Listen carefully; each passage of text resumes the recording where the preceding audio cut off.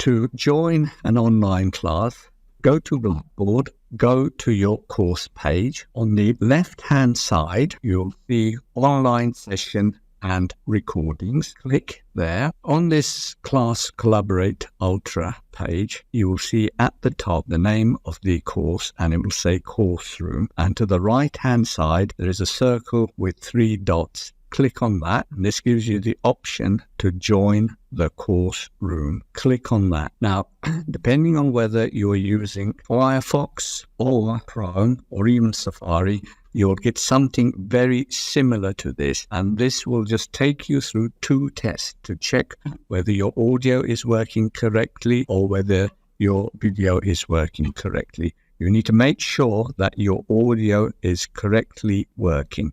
And once you've done that, you will have joined the online session. So here it's asking me, is the audio working? And I can see that the sound bar is showing that it is good sound. I'll click yes. And then it's going to do a video test. I'll turn my test. There it is. So the camera is yes, the video is working. So click yes. You don't need to start the tutorial. Just click later, and you can just close this box up. And here, you join the online classroom.